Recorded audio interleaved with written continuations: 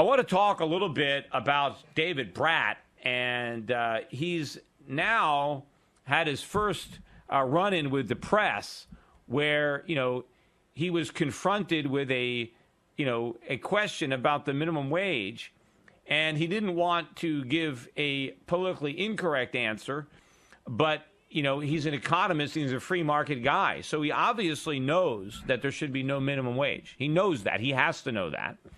And it's obvious from his answer or lack of answer that he knows that. He knows how dangerous it is, how destructive it is, but he's afraid to admit it because he doesn't want to create a soundbite that his opponents can use against him by saying, you're against the minimum wage.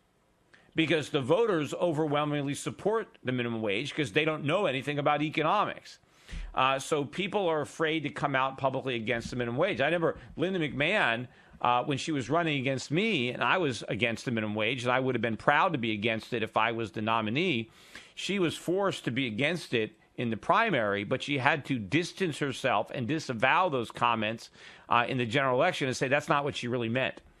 And so David Brat got himself in the same situation, and now he's getting a lot of flack in the media about how, this is really, he's the kiss of death here politically because he hinted that he's against the minimum wage. Have a listen. This is an interview on MSNBC, and I guess David Brat didn't expect to get this question, but you always have to expect the unexpected, especially when you go on MSNBC. I mean, what did he expect? A bunch of softballs?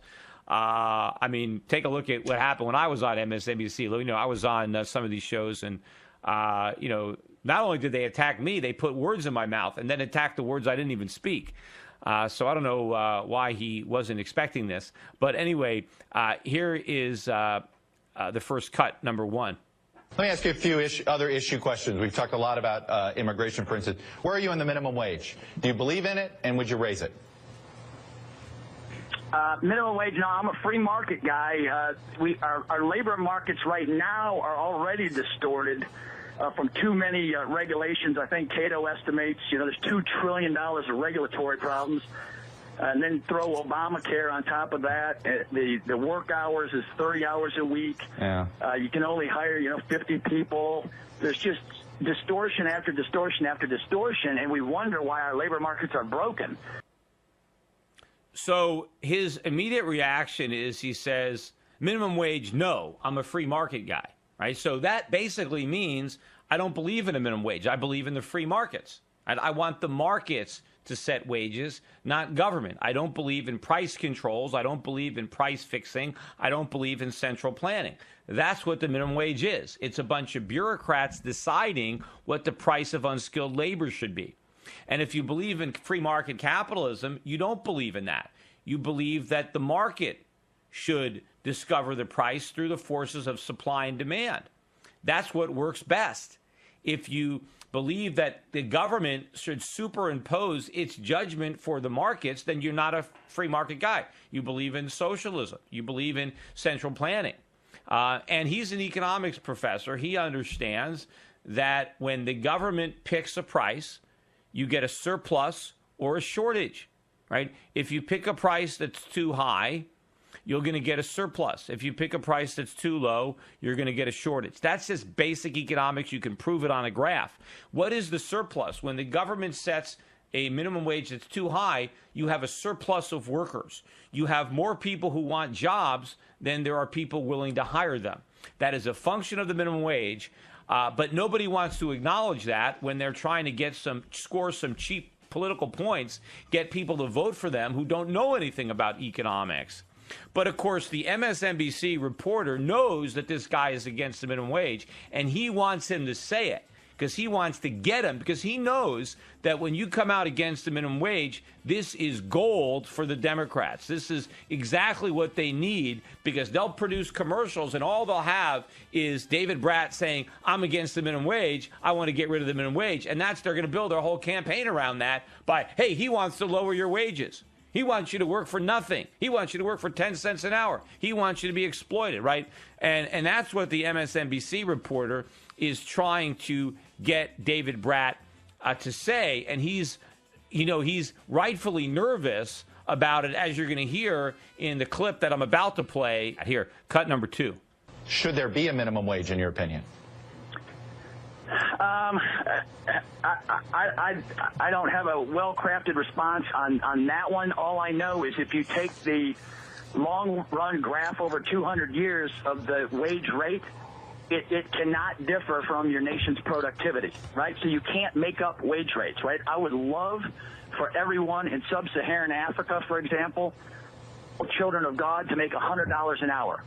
Right, I would love to just assert that that would be the case, but you can't assert that unless you raise their productivity, and then the wage follows.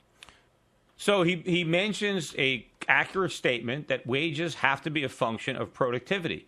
You can't create a wage that exceeds the worker's productivity. Now, you can impose one, but it's not going to, it just means that people below that productivity level cannot get jobs. So you're not having somebody earn more. You're just making it impossible for people to earn anything. You're saying if your productivity level doesn't equal this minimum wage, then you're not going to get a job. So, and if you had a minimum wage of $100 an hour, nobody would have a job, or hardly anybody would have a job, because very few Americans are worth $100 an hour. But most Americans are worth $7.25 an hour. But there are a significant number of Americans who are not, and they're permanently unemployed thanks to the minimum wage. Here is the last cut, number 3. So it sounds like you're making a case against a federal mandated minimum wage. I'm just making the case I just made, which is that you cannot artificially make up wage rates. Right. They have to be related to productivity. See, so he didn't want to fall into the trap by saying, I'm against the minimum wage. He just says that you can't artificially impose wages, which the government can, but they can't force the employer to pay it. See, that is the problem. They can set the minimum wage whatever they want, but that doesn't mean that people are going to earn it, because you can't force an employer to pay it. But he needs to grab this issue and turn it around. You know, that's why I wish that, you know, the Republicans would just have said, let's have $15 an hour today. Let's have $20 an hour today, and cut the Democrats off at the knees, because they know they couldn't agree to it. But what he has to do is he has to make it about the workers. It's not about business. The Republicans fall into that Democratic track all the time by saying this is going to hurt business. It's not going to hurt business. The minimum wage doesn't hurt business. It hurts the customers and it hurts the workers. It hurts the workers most and the customers second. Because if every business has to deal with the same minimum wage, then it doesn't hurt the businesses. It just hurts the consumers who have to pay more for the products, which disproportionately hurts the poor, and it hurts the workers who are priced out of the labor market. That's who's hurt. The businessman is not affected. So don't make it about business. I mean, he's affected in a way, but he's least. Of the consumer, the worker, and the businessman has the least to lose from the higher minimum wage. It's the workers that have the most to lose, followed by the customer. And he has to make that. I would challenge my opponent. If they want to make an issue out of the minimum wage, then let's have a debate on the minimum wage, just on the minimum wage, an entire debate dedicated to the minimum wage, and not one of these fast-talking debates like they got now in college, but a real old school, the affirmative, the negative. Should there be a minimum wage? And David Brat says no, and his opponent says yes, and let them argue it, because there is no way that you can argue for a minimum wage. You know, I would ask anybody who is in support of a minimum wage, you could say, look, if you were an employer and you could hire somebody to do a job, or you can outsource it to another company that would do the same job. And let's say the outsourcing would cost you $7 an hour. So you can outsource the job and the company will bill you $7 an hour to do it. Now, would you pay somebody $10 an hour to do the job, or would you outsource it? Obviously, they're going to outsource it. Well, what if there's a kid willing to do the job for $5 an hour? Right? Would you hire the kid? Well, you can't. It's illegal. What if the kid wants to? Are you going to pay the kid $10 an hour for something that you could buy for $7 an hour? Of course not. Nobody would. Right? So you could show how the minimum wage creates unemployment. You know, they could run commercials. They could get a young kid who's unemployed, find an employer who'd be willing to hire him for $5 an hour maybe. But he can't because the minimum wage is $7.25, so I can't hire him. And maybe you ask the kid, hey, would you take that job? Oh, I'd love it. I wish I could earn $5 an hour because now I'm earning nothing. I would love $5 an hour. In fact, he wants me to work in an air-conditioned office during the summer. We don't have any air conditioning at my house. I wish I could get to stay in an air-conditioned office and get $5 an hour, but unfortunately, it's illegal for me to get that job. So I'm never going to get that experience. I mean, there's so many ways that you could show that the minimum wage is not going to work. Everybody shops for the lowest price. Price is important. People are comparison shopping all the time. Employers are no different. They're buying labor. And if you increase the price, they buy less. Every consumer buys less when the price goes up. That is economics. You cannot repeal the basic laws of economics just because you pass a law. What he needs to do, what every Republican needs to do, is make this issue about workers, about the young, about the unschooled, about the poor, about the minorities, about the people who are really hurt by the minimum wage, not the businesses who can outsource, who can automate, who can raise prices. The businesses will survive.